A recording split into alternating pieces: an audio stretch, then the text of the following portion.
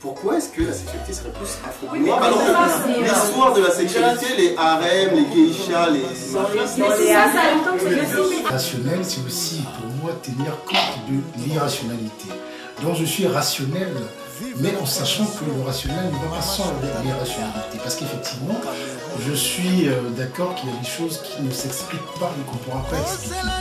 Donc on peut beau vouloir comprendre les phénomènes, mais je pense qu'il y a des choses. Et ça, l'une des richesses de l'Afrique, c'est que nos ancêtres l'ont compris très rapidement.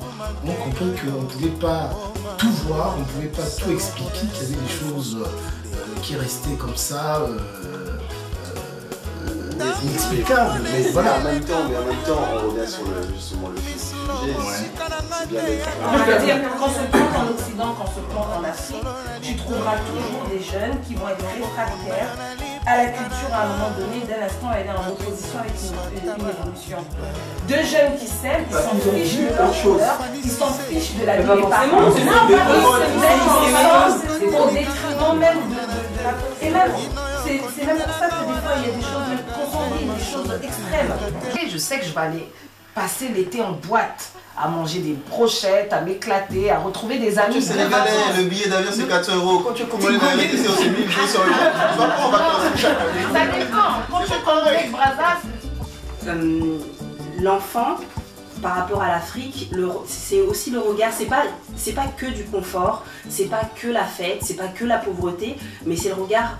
Essayer de donner un peu tout ce qu'on voit, c'est effectivement dire bah voilà, en France on est là, on mange bien aussi, on vit bien, on s'amuse bien. Bon on n'est pas tout le temps bien gardé, mais quand on va en Afrique, et ben, s'il fait beau, on a plein de gens qui nous entourent, c'est quelque chose de familial. Et en faisant ce mélange là, il n'y a plus à dire de ouais l'Afrique c'est super génial. Et moi c'est cette question qui m'intéresse, c'est-à-dire est-ce que on ne déjoue pas nos propres projets parce qu'on se disperse dans la sexualité, dans la passion, voilà. Est-ce que l'Africain est plus débordant de passion, ne contrôle pas? Je pose la question. Le problème du cheveu, il s'est posé sur le continent américain de façon un peu différente de ce que nous vivons en Afrique. À un moment, il y a eu vraiment une nécessité pour certaines femmes de sortir du cheveu crépus. C'était presque une forme de dénégrification. Il fallait qu'on On se dit que finalement l'homme est universel et qu'il se comporte en fonction de la société dans laquelle il se trouve. Il y a des noirs timides, il y a des noirs qui sont plus engagés, qui sont plus engageants, comme les blancs. Ça t'est jamais arrivé d'avoir des situations un peu bizarres, un peu où tu te sens un peu mal à l'aise, où on te relierait à un certain type de sexualité? Oui, certaines lubricité, mais il faut expliquer. Donc je pense qu'on est tous arrivés à l'aéroport, on a les personnes qui viennent chercher les bagages. Donc il y a deux personnes qui sont précipitées vers moi. Et là je venais d'arriver, hein. C'était vraiment là, moi c'était mon... Donc je venais au pays après 20 ans, on était en initiage de 4 ans, donc 20 ans après j'avais 24 ans. Donc les deux porteurs viennent vers moi, voilà. Ils se chamaillent pour prendre mes bagages. Moi je suis là, ouais, non mais le premier là, non je suis arrivé le premier. À ce moment-là, il y a un policier qui arrive,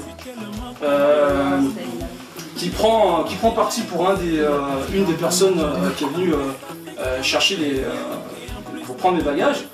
Et il y a une chose quand même qui m'a frappé, parce que moi j'arrivais avec mon regard occidental de parisien, c'est de voir un porteur à un moment donné après se bagarrer avec un policier. C'est la même chose. Non, te bagarrer avec un policier? Oui. Bon, les noirs, il paraît qu'ils apprécieraient les rondeurs plus que d'autres. Ah, les goûts et les couleurs ne se discutent pas. Hein. Exactement. Ouais. Oui, mais la différence, c'est que en Afrique, les enfants se comportent comme des adultes. Ils sont drogués et nous, on n'avait pas de véritable relation avec eux. On évitait même de le regarder dans les yeux. Nous, quand on passait à leur checkpoint, moi et mes mecs, quand on passait à leur checkpoint, on évitait vraiment de les regarder dans les yeux parce qu'on ne savait pas comment ils allaient réagir.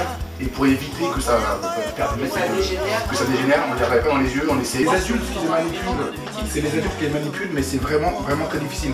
Et à l'opposé, justement, les pays arabes, ils sont manipulés de la même manière, mais avec plus l'influence religieuse. Donc on se sert d'eux, en Afghanistan on se sert vraiment d'eux. Et au Liban on se sert aussi d'eux, mais c'est des jeunes. Enfin, la différence que je voulais faire. Mais en fait, ils ne sont pas utilisés de la même manière. Ils ne sont pas utilisés de la même manière. Ils sont pas utilisés de la même manière. Dans les pays arabes, ils sont utilisés pour nous, enfin, pour espionner les forces occidentales. Et dans les pays africains, c'est pour détruire. Et c'est ça qui est dommage. Moi aussi, j'avais envie d'intervenir sur cette question de l'Occident. Parce que déjà, c'est ce qu'on appelle l'Occident. Ça a changé cette notion d'Occident. Qui est apparu à la fin du XVe siècle avec la fin du monde musulman et l'avènement des États-Unis d'Amérique. C'est ça le monde occidental, l'Europe et les États-Unis. Mais aujourd'hui, la Corée du Sud, on pourrait très bien dire qu'elle appartient au monde occidental. L'Indonésie, qui est un pays musulman, on pourrait très bien dire qu'elle appartient au monde occidental. Par son développement, je veux dire. Par son développement, si. C'est ça, l'Indonésie et les pays d'Occident, c'est pas possible. Mais c'est vrai qu'au niveau du développement, il y a un peu de développement. Quand on voit la Corée du Sud, la Corée du Sud, c'est en Asie. Oui, tout à fait. D'accord. Pourtant, le niveau de développement est aussi important. Aussi, oui, mais l'Indonésie, c'est différent. Mais dans certains des indicateurs économiques indonésiens aujourd'hui permettent précisément de le rattacher à l'Occident. C'est ça. Justement, parce que dans les pays arabes, à part en Afghanistan où les parents, comment dire, on a eu l'affaire d'un père qui a envoyé sa fille acheter une bombe où il y avait des mêmes choses. Donc ça c'est parce que bon, ils ont tout perdu et ils ont, bon voilà. Mais à part ce fait-là, dans les pays arabes, au Liban, ils sont plus là pour nous espionner, nous côtoyer, nous approcher et essayer d'avoir des informations, mais jamais se battre contre nous. Donc au final, en fait, la différence, en gros, c'est que dans les pays arabes, les enfants, on leur apprend à devenir des militaires, peut-être plus jeunes que les autres. Plus des informateurs, Bon, il y a les Tchégués, donc les enfants de la rue qui sont là. J'étais parti dans une boulangerie. Donc moi ça m'a quand même choqué de voir ces petits enfants qui traînent dans la rue. Donc j'ai trouvé normal, j'avais l'argent d'acheter quelque chose pour eux. J'étais avec ma maman, mais quand même qui a grandi ici, hein. Tu sais, plus moi qui a grandi ici, hein. Plutôt qui a grandi au pays, mais après on était ici. Elle m'a presque empêché de leur donner, de leur acheter à manger sous prétexte que moi, ça allait m'apporter un sortilège. Moi, voilà, je dis, mais pour moi, c'est n'importe quoi. Donc, mon père, après, qui est colonel, qui vient, lui, qui leur fait comprendre qu'il faut arrêter cette pagaille, voilà, lui, en met dehors, bon, c'est toi qui prends, et ce qui m'a choqué, c'est simplement de voir à la fin, le policier qui va de son côté, et le bagagiste qui va de son côté. Je me dis, mais attends, c'est pas dur avec un policier. Tout le monde s'en va comme ça, normal, moi, je suis arrivé comme ça, c'était... J'ai toujours dit, nous, on dit souvent à la société africaine, on ne laisse jamais nos vieux, les vieux sont, leur famille s'occupe. Moi, ma définition elle est simple, hein, c'est si en Afrique on s'occupe aussi bien de vieux, les vieux c'est parce qu'ils meurent vite. Oh là là. On est en France où les gens vivent très vieux. Les gens sont à la retraite à 60 ans, ils sont là jusqu'à 82 ans, 90 ans. Vous allez dans des pays d'Afrique subsaharienne, les gens à la retraite à 60 ans, à 70 ans la plupart ne sont plus là. Donc les vieux dans la famille, il n'y en a pas beaucoup. Le cousin, le pote du cousin, il fait son visa, il vient chez toi, il reste là, c'est pas un CDD, il est là, on ne sait pas quand est-ce qu'il va partir. Et en plus, il a la courtoisie de te prévenir le jour où il prend l'avion. Ou le jour où... En fait, mon vrai blocage, c'est de dire on choisit. J'ai toujours été contre cette espèce de truc où on dit on choisit ce qu'il y a de mieux dans différentes cultures. Parce que quelque part, on ne choisit pas.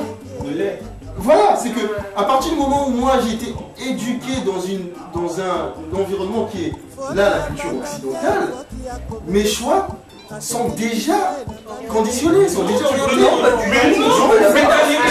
Aujourd'hui,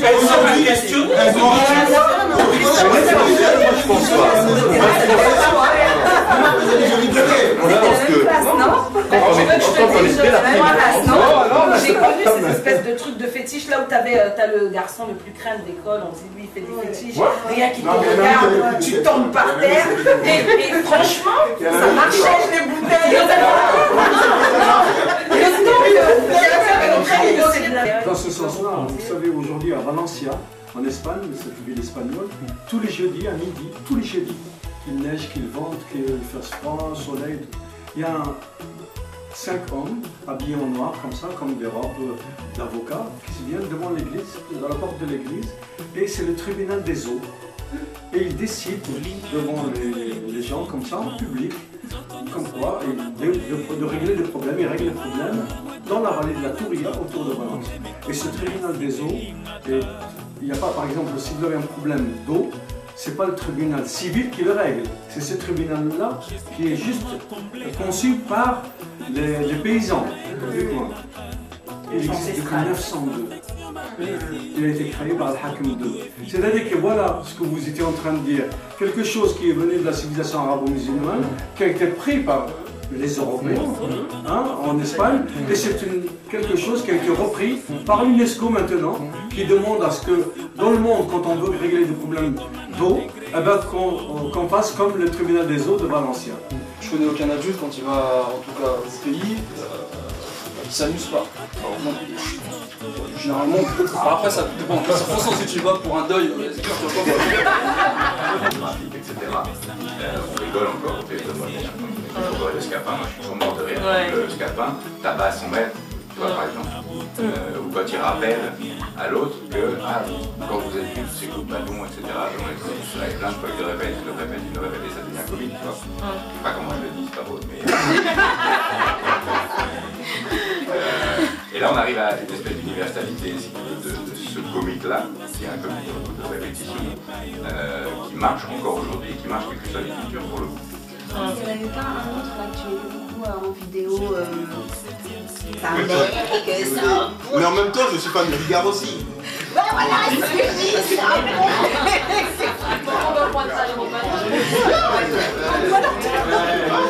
Donc la chauve-souris qui fait un code d'interphone pour monter chez toi, tu connais quoi? Oui. T'adores. Ça t'est déjà arrivé? La chauve-souris.